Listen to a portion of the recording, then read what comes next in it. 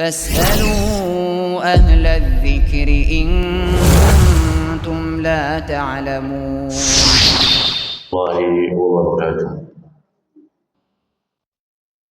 إن الحمد لله نحمده ونستعينه ونستغفره ونتوب إليه ونعوذ بالله من شرور أنفسنا ومن سيئات أعمالنا. من يهده الله فلا مضل له ومن يضلل فلا هادي له.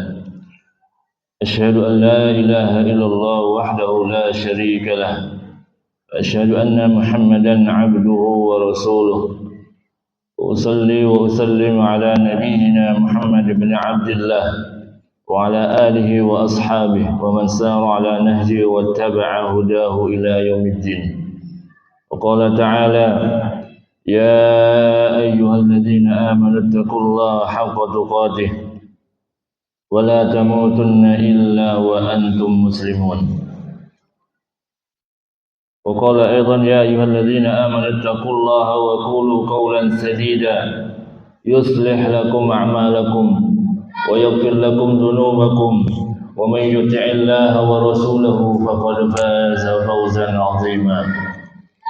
وبعد. Para ibu-ibu yang dimuliakan Allah Subhanahu wa taala, kembali dan selanjutnya kita senantiasa memuji dan bersyukur kehadiran Allah Azza wa Jalla atas berbagai anugerah dan karunia-Nya kepada kita semua, terutama nikmat iman dan keafiatan. Karena sebab dua nikmat yang agung ini, kita dimudahkan melangkahkan kedua kaki kita menghadiri majlis ilmu. Tiada lain adalah dalam rangka meningkatkan keimanan dan ketakwaan kita kepada Allah Azza wa Jalla. Karena nikmat iman ini membutuhkan nutrisi agar kita dapat memastikan dan merawat serta menjaga nikmat iman ini untuk senantiasa berada dalam kalbu kita sehingga ajal atau kematian menjemput kita semua. Para ibu-ibu yang dimuliakan Allah Subhanahu wa taala, kita akan melanjutkan bahasan kita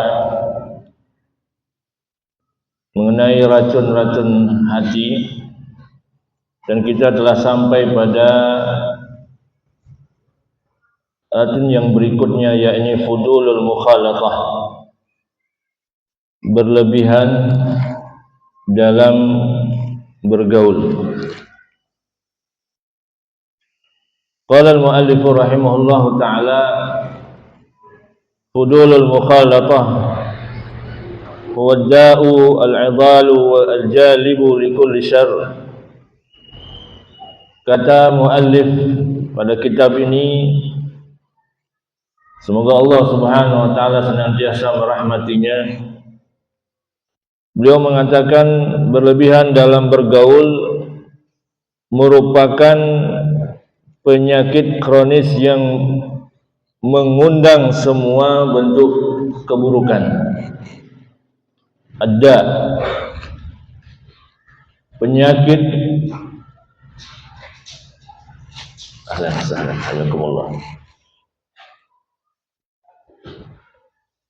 jadi bergaul yang berlebihan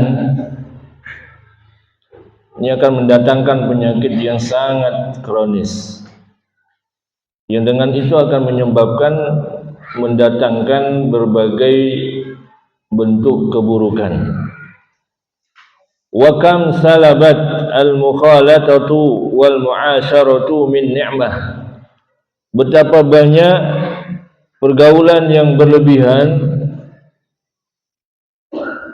menghilangkan atau melenyapkan nikmat yang ada.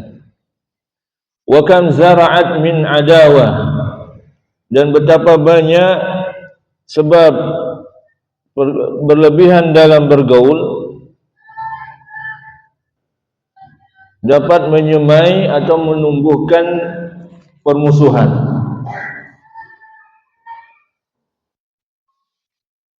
Wa kam gharasat fil qalbi min hizazatin tazulul jibala rasiyat wa hiya fi qulubi la tazul. Dan betapa banyak pula sebab banyak atau berlebihan dalam bergaul menumbuhkan dendam kusumat di dalam hatinya hingga meruntuhkan kokohnya gunung. Namun hal itu, yakni pergaulan yang berlebihan, la tazulu fil qalb, senantiasa ada dalam kalbunya, sulit untuk hilang dari hatinya. Sehingga fudulul mukhalatah, berlebihan dalam bergaul ini mengakibatkan khasaratu fid dunya wal akhirah. Ia akan mengalami kerugian baik di dunia maupun akhiratnya. Bahkan bisa jadi akan mengeraskan kondisi daripada hatinya. Inilah bentuk akibat dari ujian dan cobaan orang yang berlebih-lebihan dalam pergaulan. Karena bagaimanapun syariat Islam sangat mengatur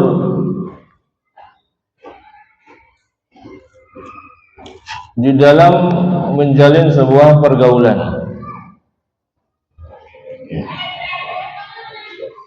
Terdapat sebuah riwayat dari Abu Talib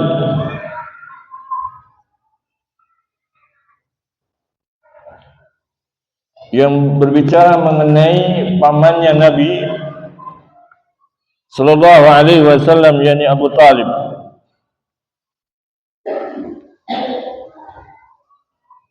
Disebutkan di sana, bukankah kebinasaan manusia disebabkan oleh manusia lainnya? Kemudian disebutkan pada riwayat tersebut, bukankah paman Nabi sallallahu alaihi wasallam Abu Talib menjelang kematiannya mengalami suatu peristiwa yang menyebabkan kondisinya menjadi celaka, dikarenakan di sekeliling beliau, yakni pamannya Nabi, dikelilingi oleh teman-teman yang buruk, bahkan keluarga yang buruk, karena mereka terus berusaha mempengaruhi, sampailah akhirnya bisa menghalangi dan mencegah pamannya Nabi sallallahu alaihi wasallam, yakni Abu Talib, untuk mengucapkan satu kalimat yang dengan satu kalimat itu Nabi sallallahu alaihi wasallam bisa menolong dan menyelamatkan pamannya dari api neraka.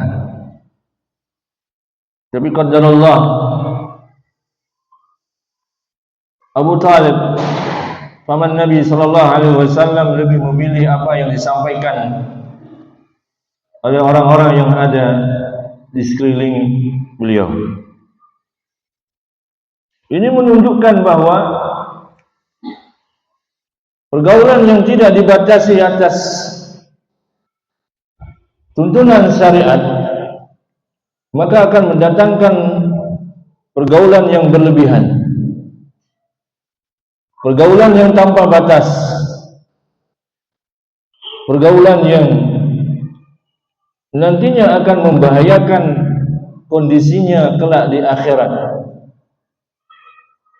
Kalau ia tidak menyadarinya dan tidak memperbaikinya sebelum ajal menjemputnya, maka tentu ini akan membahayakan kondisinya dan keadaannya ketika nantinya dia di alam akhirat. Pergaulan yang berlandaskan syariat, berlandaskan sunnah-sunnah Rasulullah SAW, tentu ini akan menyelamatkannya, akan membahagiakannya tidak hanya di dunia pun di akhirat. Karena terdapat sebuah firman Allah Subhanahu wa taala di dalam surah Al-Furqan ayat 27 sampai dengan 29.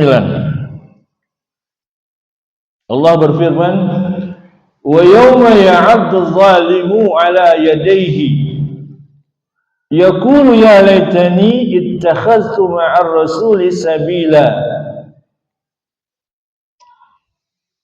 Dan ingatlah hari ketika orang-orang zalim menggigit dua tangannya seraya berkata, sekiranya dulu aku mengambil jalan bersama Rasul. Ya'addu zalimu ala yadayhi. Kalimat ini, yakni menggigit kedua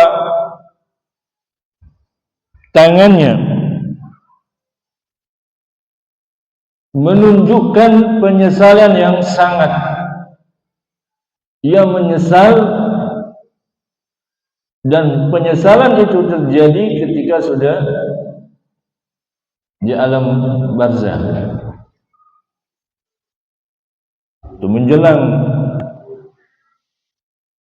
dibangkitkan ia dari alam kubur, menghadapi alam akhirat, yang ia itu baru menyadari bahwa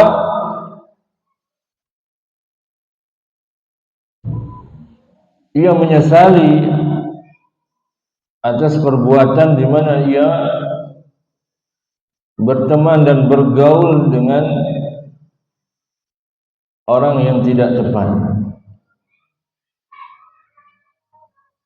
Dilanjutkan ayat ini, ya wailata laitani lam attakhidh fulanan khalila laqad adallani 'anil dzikr ba'da iz ja'ani wa kana asy-syaitanu lil insani khazula.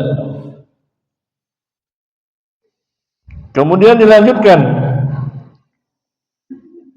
celaka bagiku kiranya aku dulu tidak menjadikan si fulan itu sebagai teman akrabku. Ittakhad fulanan khalila. Kalimat khalila ini bukan teman biasa, teman akrab, teman yang kemana-mana menemani, membersamai. Ternyata baru tersadarkan ketika ia telah menghadap Allah Subhanahu wa taala. Ia dipalingkan, ia disesatkan dari apa yang dibawa oleh Rasulullah sallallahu alaihi wasallam. Adallani anil dzikr. Az-zikru di sini maknanya adalah Al-Qur'an, panduan hidup umat Islam. Ini menunjukkan bahwa segala sesuatu telah memiliki panduan di dalam Al-Quran, panduan hidup seorang muslim, panduan hidup seorang mukmin, bahkan bagaimana ia bergaul, dan kepada siapa dan dengan siapa ia harus bergaul.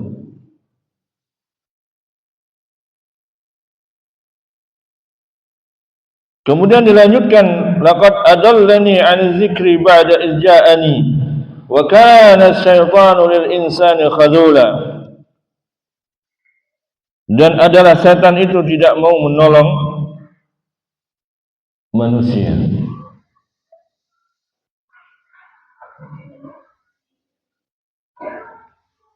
Ibu-ibu yang dimuliakan Allah Subhanahu wa taala,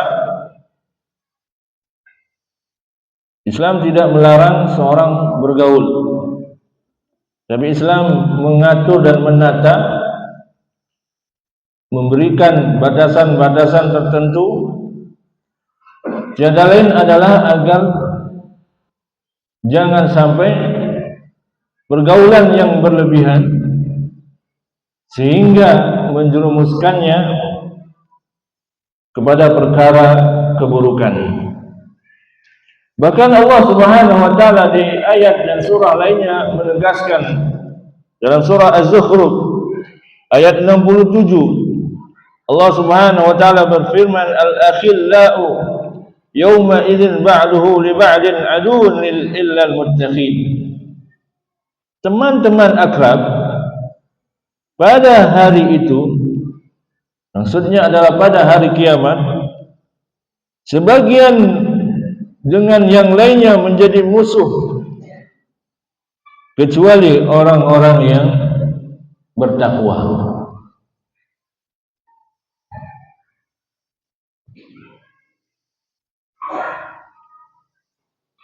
Kemudian Allah juga berfirman di surah dan ayat yang lainnya pada surah Al-Ankabut ayat 25, ketika berkata Ibrahim kepada kaumnya, diabadikan oleh Allah Subhanahu wa taala, wa qala innamattakhaztum min dunillahi awsanan mawaddatan bainikum fil hayatid dunya. Dan berkata Ibrahim, sesungguhnya berhala-berhala yang kamu sembah selain Allah adalah untuk menciptakan perasaan kasih sayang di antara kamu dalam kehidupan dunia ini. Kemudian di hari kiamat, sebagian kamu mengingkari sebagian yang lain dan sebagian kamu melaknati sebagian yang lain. Tsumma yaumal qiyamah yakfuru ba'dukum bi ba'din wa yal'anu ba'dukum ba'dha wa ma'wakumun nar wa ma lakum min nasirin. Sehingga tempat kembalinya ialah neraka. Wa ma lakum min nasirin, dan sekali-kali tidak ada bagimu para penolong satupun. Ayat-ayat di atas menegaskan bahwa teman pergaulan mempunyai efek dan pengaruh yang cukup signifikan. Sebab teman itulah kita bisa memasuki surganya Allah Subhanahu wa taala. Pun demikian sebab teman pula kita bisa masuk ke dalam nerakanya Allah, waliyadzubillah.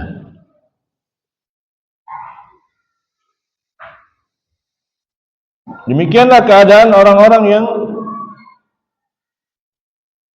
ketika dalam pergaulan ia tidak memperdulikan tatanan dan syariat maupun sunnah-sunnah Rasulullah sallallahu alaihi wasallam, yang dimana Rasulullah sallallahu alaihi wasallam telah memberikan contoh dan teladan, kemudian diterapkan oleh para sahabat, para tabi'in dan tabi'in, sehingga kaidah yang bermanfaat dalam masalah pergaulan ialah hendaklah kita bergaul dalam kebajikan. Hendaklah pondasi pergaulan kita karena Allah Subhanahu wa taala.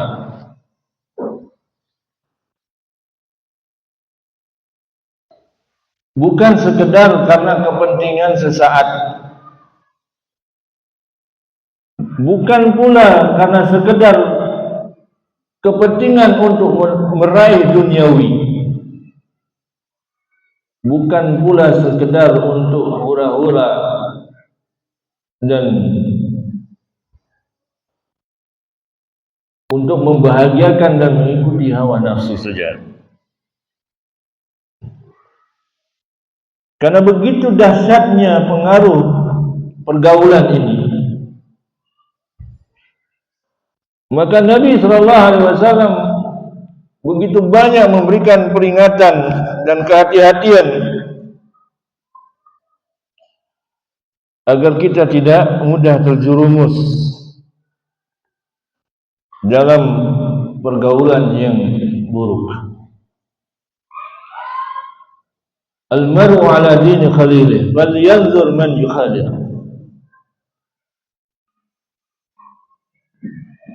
Bahwa seorang itu kebaikan agamanya itu bergantung kepada temannya, punya pengaruh, bisa mewarnai atau diwarnai. Maka perhatikan, kita perlu memperhatikan man yukhaliluna, siapa yang pantas untuk kita bergaul dengannya, kita berteman, kita bersahabat dengannya. Karena pasti antara mempengaruhi atau dipengaruhi, mewarnai atau diwarnai, mengajak kebaikan atau diajak kepada keburukan.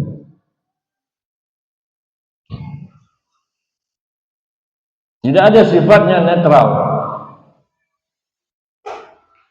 Karena daya tarik menarik antara satu dan yang lainnya pasti akan terjadi. Karena jelas tadi ayat-ayat yang menyatakan hal demikian, demikian juga sabda Rasulullah SAW. Bahkan di hadis yang lainnya juga disebutkan al-muslimun man salimal muslimuna min lisanihi wa yadihi. Orang muslim itu yang baik adalah yang dapat keamanan dan kenyamanan dari keburukan lisannya dan tangannya.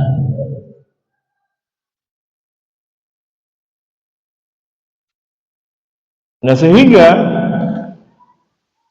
ketika kita bergaul, hendaklah kita memfilter, hendaklah kita memilah manusia, orang yang kita ajak untuk bergaul.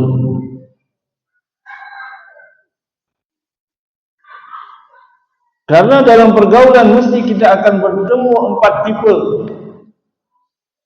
empat tipe manusia.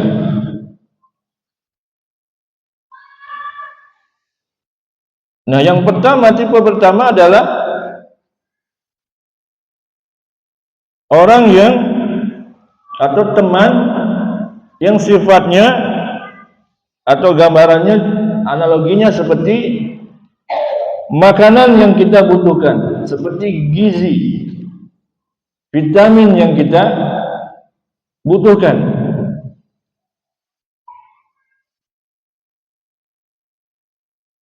Jadi teman itu memberikan kebermanfaatan, bukan kemudaratan atau perkara-perkara buruk yang itu akan membahayakan pada diri kita, baik itu pada perkara duniawi maupun ukhrawinya.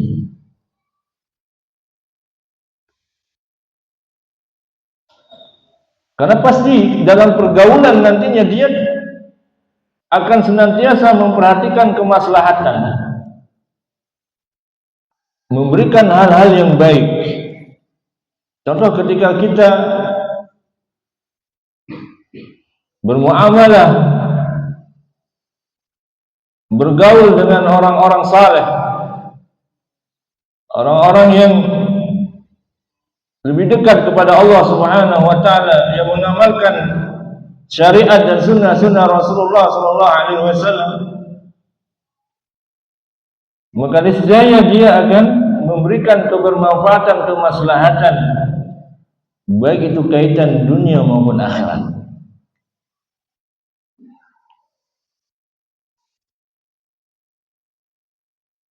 Karena mesti dia akan mengingatkan kita, menasihati, menegur. Tidak akan membiarkan kita jatuh kepada kemaksiatan. Dan tidak mungkin pula untuk mengajak kepada keburukan. Teman soleh tidak mungkin akan membiarkan kita dalam keterpurukan, berumuran dengan kezaliman dan kemaksiatan. Ia mesti terdepan di dalam menyelamatkan, mengingatkan, menasihati dan menegur kita. Kemudian tipe yang kedua,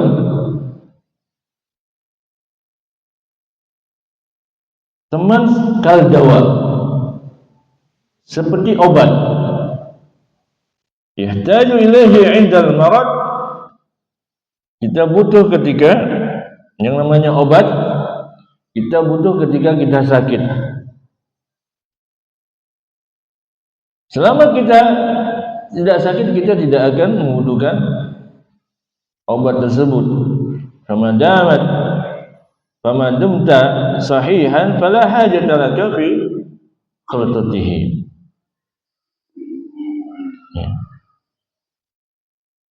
Selama kita sehat, maka kita tidak membutuhkan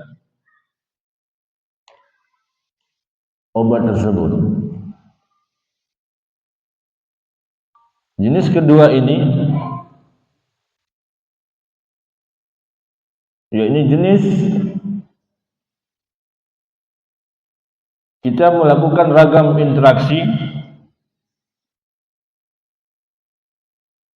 muamalah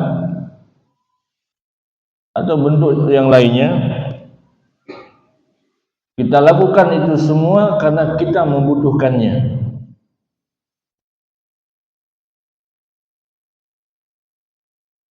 Kita tidak mendatanginya,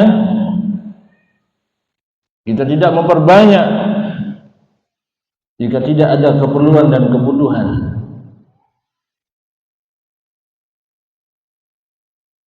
Karena setelah selesai kebutuhan yang dia dapatkan, maka mesti akan meninggalkan.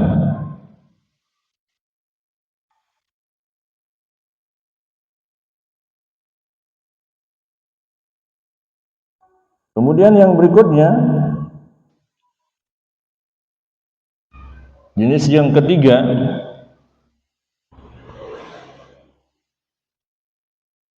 adalah kadda'in, orang yang bergaul sebagaimana kadda, sebagaimana penyakit, dengan ragam jenis tingkatannya, juga baik kekuatan maupun kelemahannya. Nah, di antara orang macam ini ada yang ditemani seperti penyakit kronis,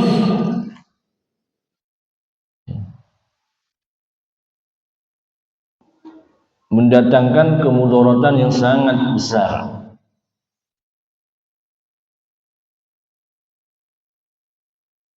Karena akan mendatangkan penyakit yang cukup membahayakan, bahkan bisa jadi akan mematikan kita.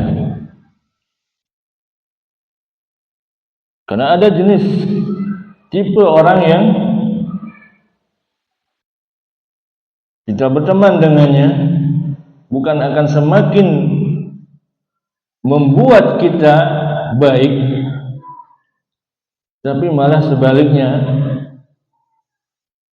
tanpa kita sadari kita terjerumus berbagai bentuk kemaksiatan dan kezaliman.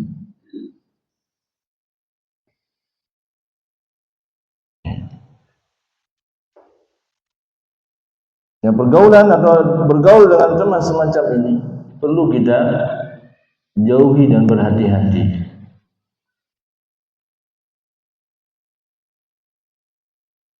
Kemudian yang berikutnya, yang keempat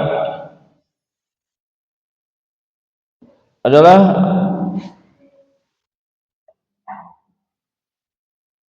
teman yang dipergauli menyebabkan lebih banyak kerusakan dan keburukan. Ini lebih bahaya daripada yang ketiga. Karena ia tak ubahnya seperti makan racun.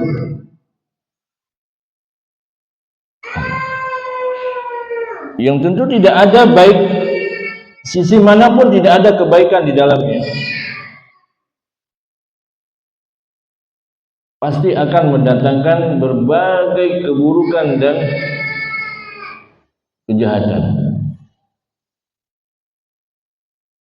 Karena tidaklah setiap kali berjumpa dengannya melainkan akan kita dipengaruhi untuk melakukan berbagai keburukan dan kejahatan atau kemungkaran.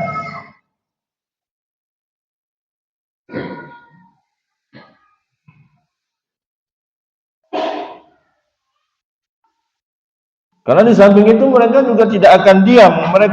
Mereka itu lebih senang kita itu melakukan keburukan, kemungkaran daripada melakukan kebaikan.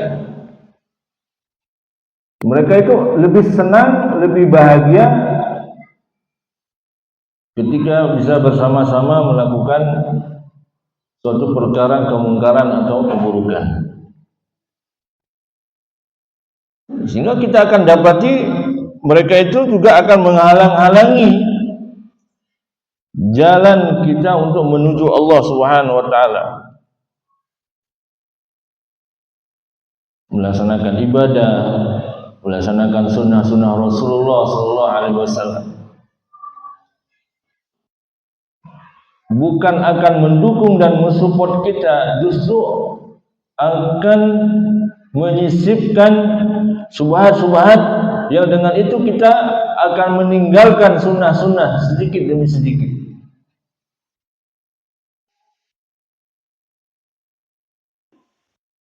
Bahkan tanpa kita sadari, kita akan meninggalkan, lama-kelamaan kita akan meninggalkan semua bentuk syariat dan sunnah Rasulullah sallallahu alaihi wasallam.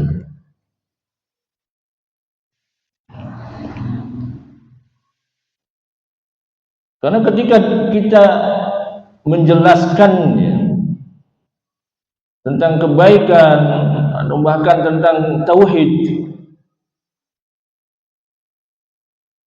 di hadapan mereka pun akan berkilah. Ya. Kita menegur jangan melakukan hal ini, jangan berlaku seperti ini.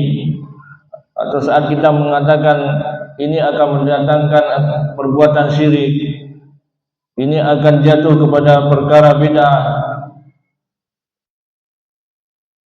mereka pasti akan menyangkal, akan membela diri dengan pernyataan-pernyataan atau sikap-sikap yang tidak baik.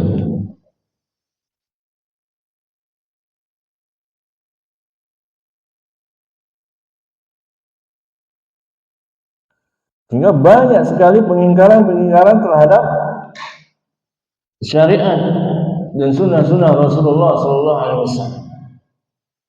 Bahkan yang sudah menutup aurat akan bisa menjadi membuka aurat. Sudah menutup auratnya pun akan demikian, lama-kelamaan akan terpengaruhi. Yang telah menjaga ibadahnya kelamaan akan meninggalkan ibadah tersebut. Karena dia teman layaknya racun, akan membinasakan kita, menghantarkan kita kepada kemurkaan Allah Subhanahu wa taala. Sehingga dari sini kalau kita tidak selektif, lebih-lebih di zaman sekarang, untuk bergaul dengan siapa kita harus bergaul, dengan siapa kita membatasi diri,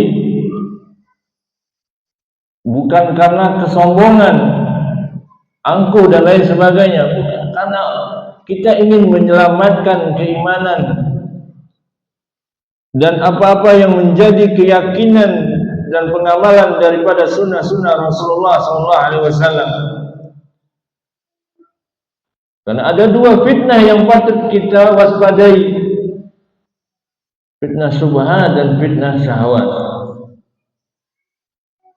Ini bisa kita dapati, bahkan bisa terjangkit ketika kita membebaskan diri kita dalam pergaulan, atau bahkan kita berlebih-lebihan dalam pergaulan. Karena tidak ada yang bisa menyelamatkan kita kecuali Allah. Dan kemudian upaya kita untuk mengamankan dan menyelamatkan keimanan kita. Karena di sanalah salah satu hikmah di mana Allah memutuskan dan memerintahkan nabinya untuk berhijrah. Di antara hikmahnya adalah untuk menyelamatkan dan mengamankan keimanan.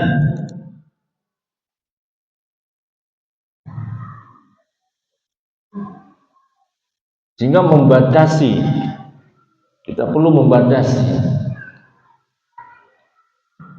Kadang di antara orang zaman sekarang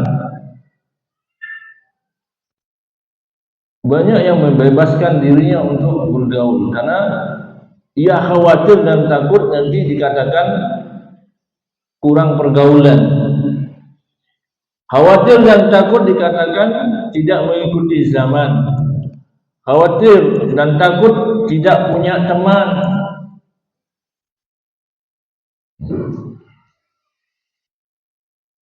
Pada hakikatnya nanti di satu titik, semakin kita memegang prinsip syariat dan sunnah-sunnah Rasulullah, maka kita akan semakin menyempit lingkungan dan pertemanan yang ada.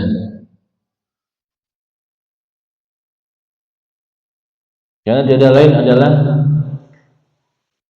untuk memberikan keamanan dan penjagaan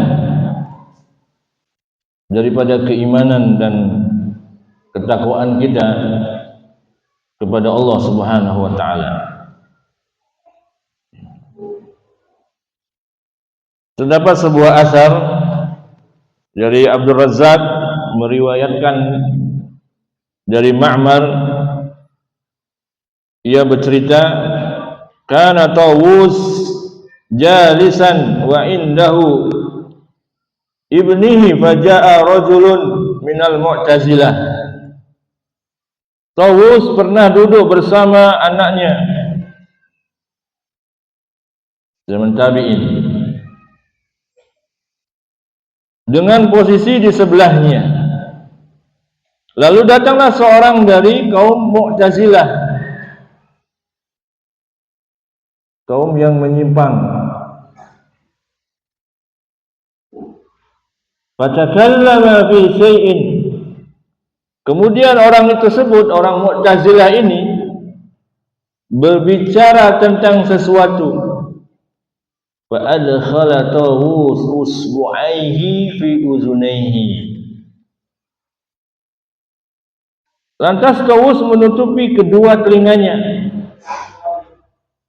dengan kedua jarinya, seraya berkata, ya bunai, adkhil usbu'aika fi uzunaika hatta la tasma' min qawlihi syai'an fa innal qalba da'if. Nak tutup telingamu dengan kedua jarimu agar tidak mendengar apa yang ia ucapkan. Sebab apa? Fa innal qalba da'ifun. Karena hati ini lemah. bahkan terus mengulang pernyataannya, perintahnya kepada anaknya untuk menutup kedua telinganya, karena tidak ingin mendengar suatu perkara yang disampaikan oleh orang-orang Mu'tazilah yang itu akan membahayakan daripada keimanan. Karena bisa jadi yang disampaikan adalah fitnah subhat,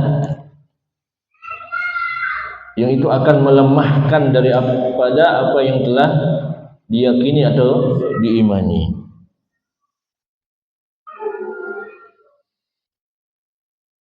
Nah, Saleh Al-Muza, juga ada asar dari Saleh Al-Muza. Qala, berkata, dakhala rajulun ala Ibni Sirin.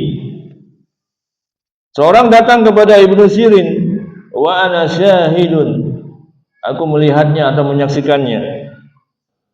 Fa fataha baban min abwabil Qidr fatakallama fihi. Afwan. Fa fataha baban min abwabil Qadar.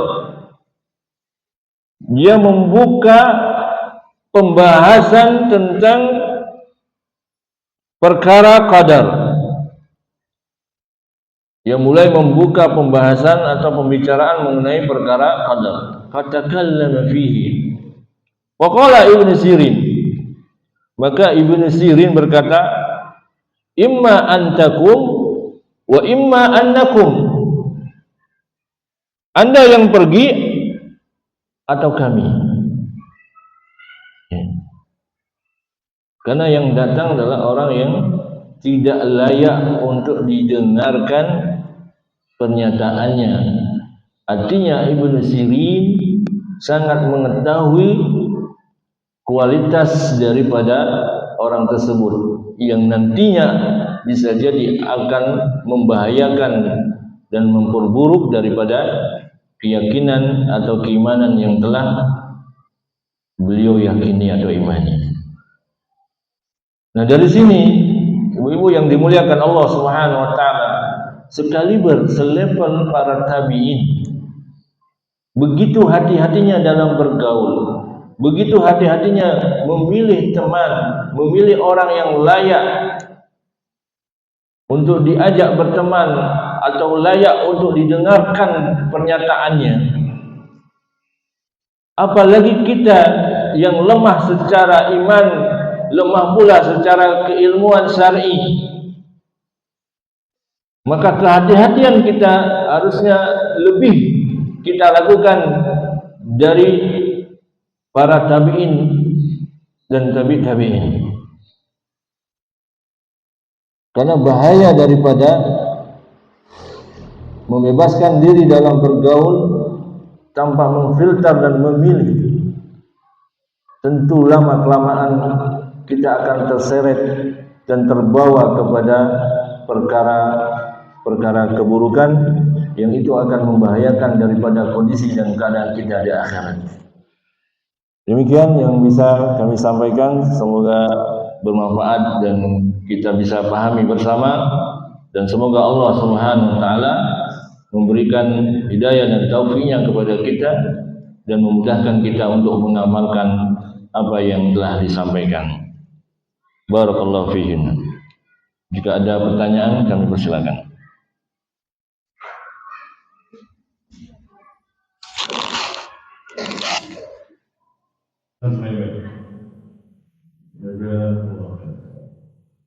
Ya.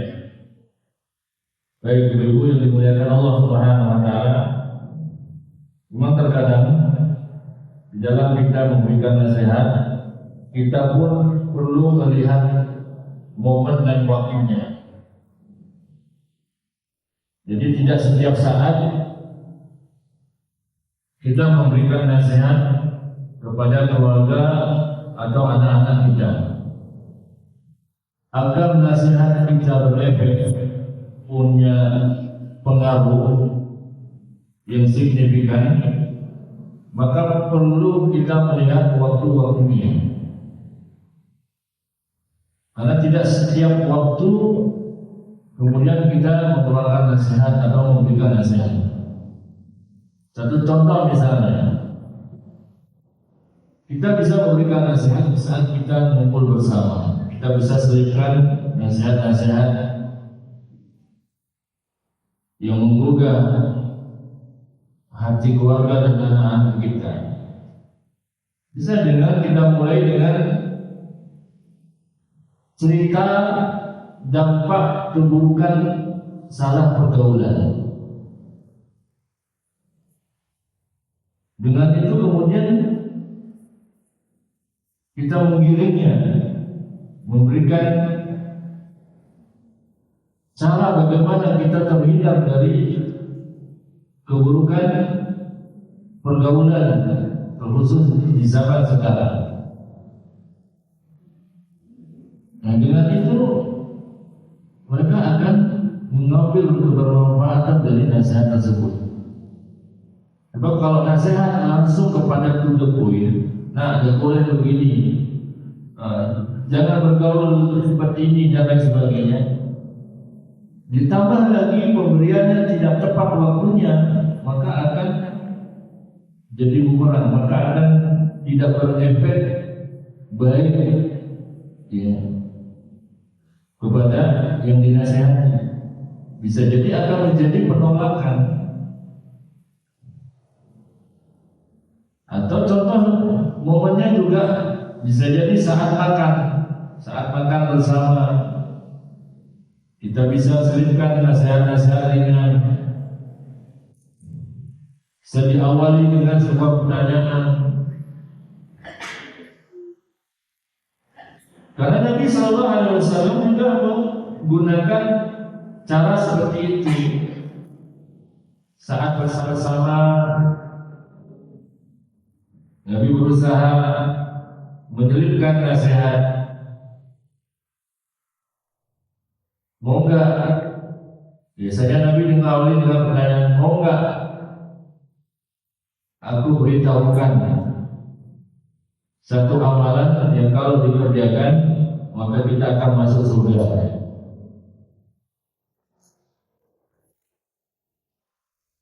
Atau sesekali juga Nabi juga menggunakan cerita umat-umat terdahulu, menceritakan dampak suatu amalan yang itu akan berpengaruh pada kehidupan dunia maupun akhirat. Intinya, kita yang pertama kali sebelum menasihati adalah satu, memperhatikan waktu. Yang kedua adalah kondisi yang kita mau nasihati, kondisi orang yang kita mau nasihati. Yang ketiga adalah bahasa yang kita gunakan. Penting kita memperhatikan bahasa yang kita gunakan apakah menumbuhkan atau justru kita sedang menyerangnya. Yang keempat adalah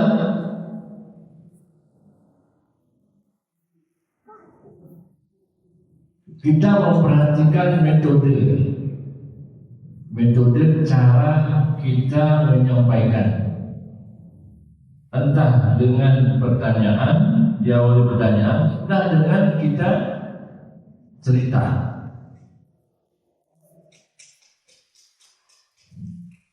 Karena bagaimanapun menasihati itu perlu skill. Menasihati itu perlu skill. Dan yang paling penting dari semua itu adalah niat kita. Niat kita harus dijaga. Kita menasihati murni karena Allah Subhanahu wa Ta'ala. Bukan ada email-email yang lain.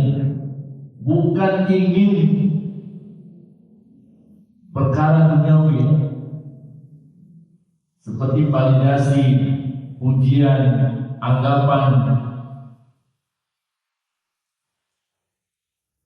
Tapi murni kita menasihati itu adalah karena Allah Subhanahu wa Ta'ala. Kalau bisa kita menjaga keikhlasan dalam nasihat, insya Allah akan bantu. Allah yang akan menggerakkan hati-hati hambanya untuk menjaga sikap dan perkataannya, termasuk melindungi dalam pergaulan-pergaulan yang tidak baik. Demikian, semoga bermanfaat dan terjawab persoalan.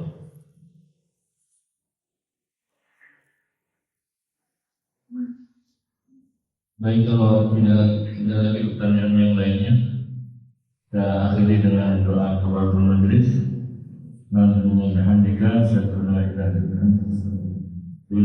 Assalamualaikum warahmatullahi wabarakatuh.